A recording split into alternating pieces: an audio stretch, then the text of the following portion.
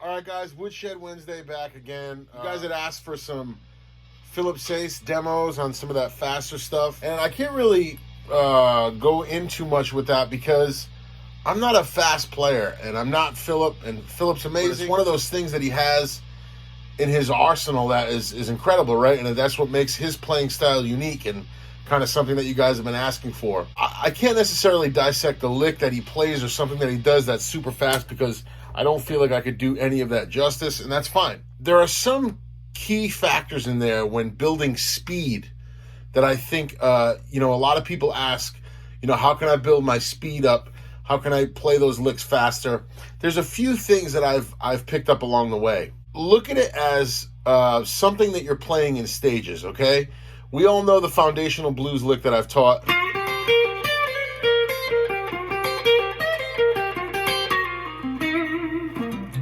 Okay, so you have something like that, which is really sort of a Stevie Ray Vaughan thing.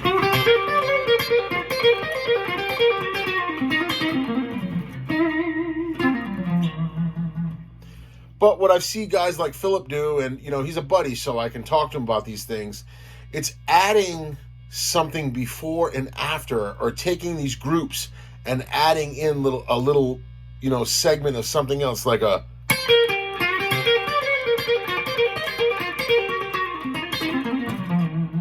So you went,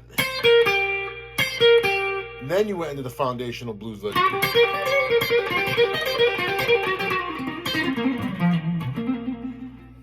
And another thing is using that,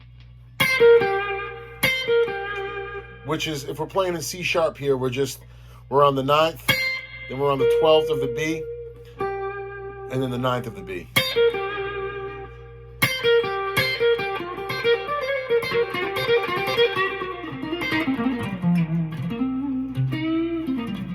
Now, if you watch those guys playing those faster licks, there's a lot of repetitive licks in there, but they're changing up one or two things to kind of give it a different feel, a different sound, and a different effect.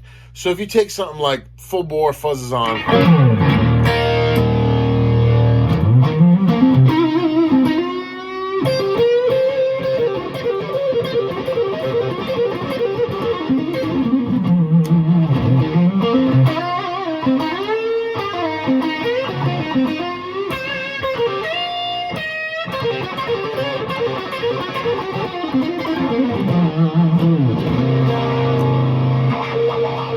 so what's happening inside that series of notes is I'm using that first intro that as sort of like a jump off into starting another segment. So if you go...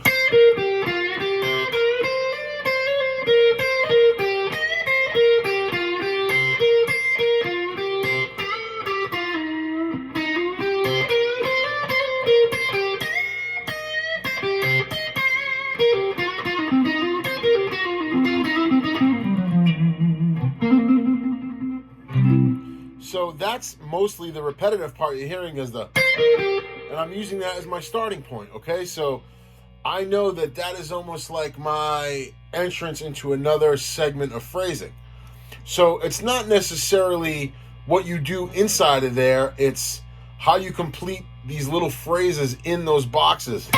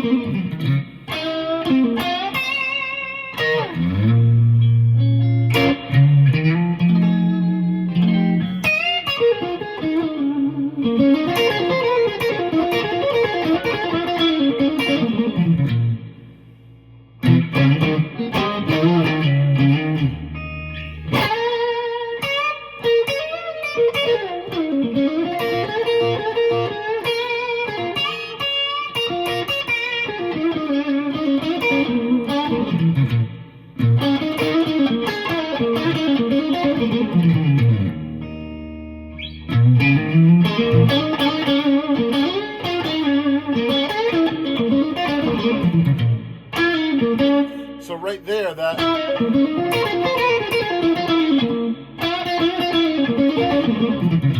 I'm using that as a jump off to start a whole new series of phrases.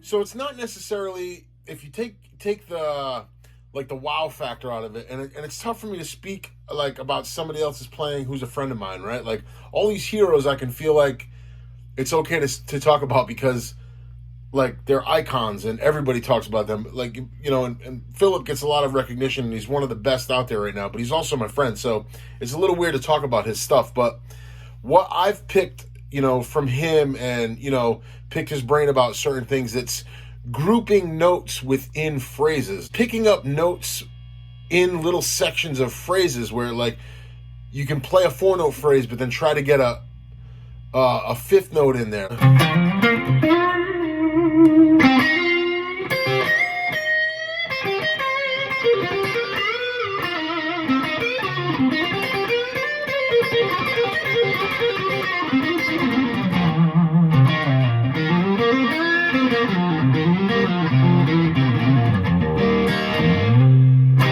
That's the one thing I can help when it comes to speed and playing faster. I'm not a fast player, but it's just some things that I picked up from some players that can play with a hell of a lot of speed and way more speed than I can. And Philip being one of them, he's a monster on there, and he can also bring that speed right down into this.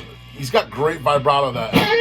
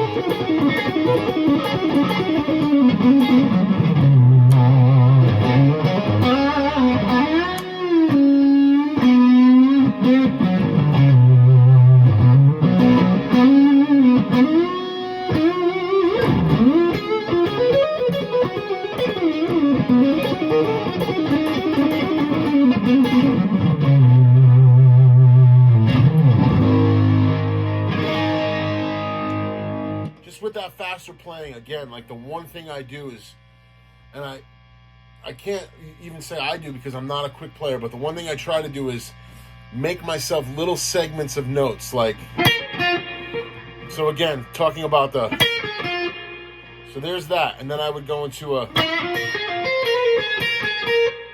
there it is again. So start again.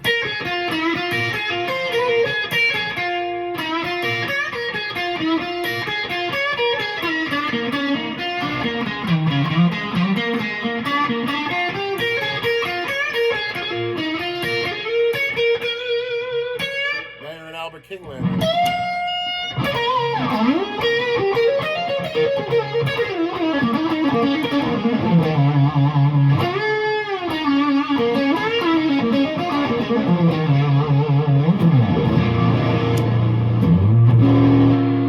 So I didn't want this video to be some sort of a clickbait or to get you guys to click on the title because Philip's name is in here or I'm teaching a Philip SAYCE lick, because I can't do it, and you know that guy's got his own licks and he's got his own style and it's amazing, you know, and a lot of people have become drawn to it, and I think it's great because it's bridging a gap between maybe some guys like Stevie Ray Vaughan and Albert Collins and Albert King and Eric Clapton and George Harrison. There's a lot of influence there, no pun, and it's bringing a younger generation, bringing some of those older guys to the younger generation's light, and I think that's a great thing. But for the fast stuff, one thing I can say is, you know, give yourself little segments and add another note in.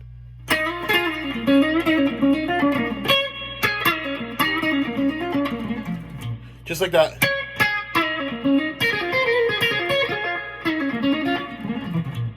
Take a simple phrase like,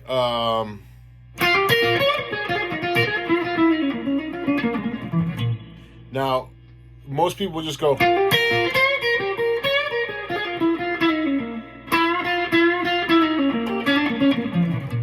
that's just, you know, and that when you're playing that in sequence in a phrase, you hear,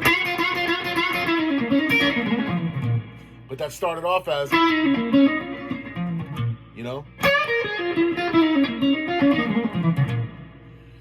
So just give yourself little fragments to start with. Give yourself a starting point and something to mentally return home to every time you want to approach a phrase with a new part or blending all those parts together. You have to find a common denominator in there where you can find your resting point and your jump off again, and your resting point and your jump off again, and your foundation again, and then your jump off. So you're really just anchoring yourself. That's the way I look at it. You're anchoring yourself in a phrase, you know. Right there, it's twice already you heard it.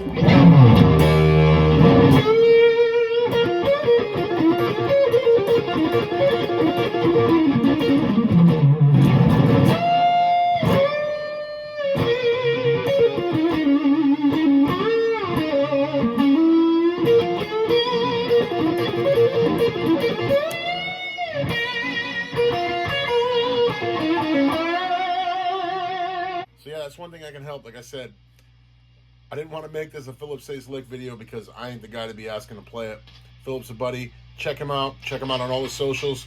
Got new music in the works. And yeah, man, support your favorite artists because I do too. I hope this video can help you guys with your speed, help you guys with your technique, and try to find ways to build up your speed so you can make those phrases sound full, sound huge, and sound fast, right?